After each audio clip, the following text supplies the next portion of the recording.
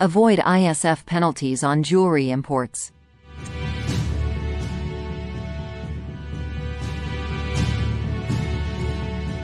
Welcome back to our channel.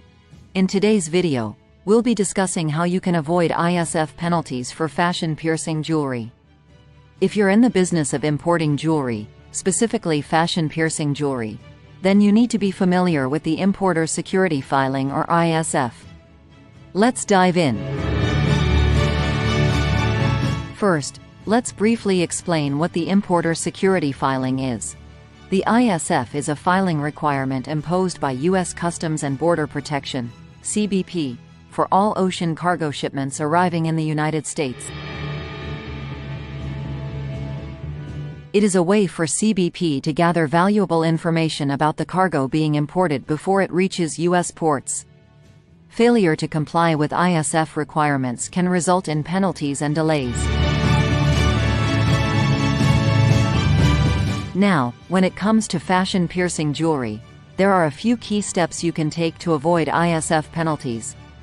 The first is to ensure that you have accurate and complete information about your shipment.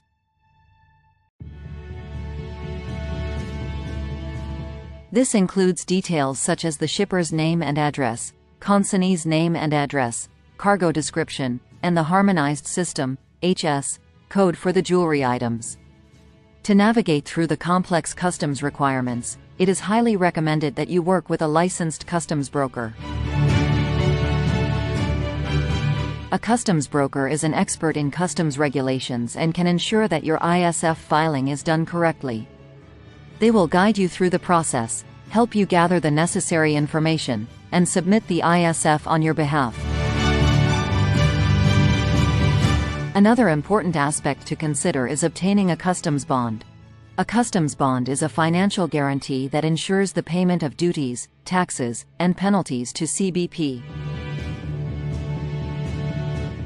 It is required by CBP for most commercial shipments, including fashion-piercing jewelry. Having a customs bond in place will provide protection and help avoid any potential penalties. Additionally, it's crucial to ensure that your shipment is properly classified. The HS code, also known as the tariff code, determines the import duty rate applicable to your fashion-piercing jewelry items. It is essential to correctly classify your goods to avoid underpayment or overpayment of duties. Getting assistance from a customs broker or a trade expert in this step is highly recommended. Lastly, always meet the ISF deadline. The ISF must be submitted to CBP at least 24 hours prior to the vessel's departure from the foreign port. If you miss this deadline, you could face penalties and shipment delays. Keeping track of your shipment's departure schedule and communicating with your customs broker are vital to ensure timely ISF filing.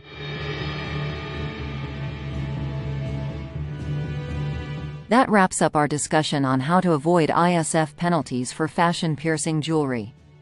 By following these steps, working with a licensed customs broker, obtaining a customs bond, properly classifying your goods, and meeting the ISF deadline, you can ensure a smooth import process without any unnecessary penalties.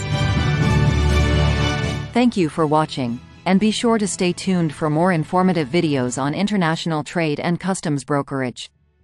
Video disclaimer below. See you next time.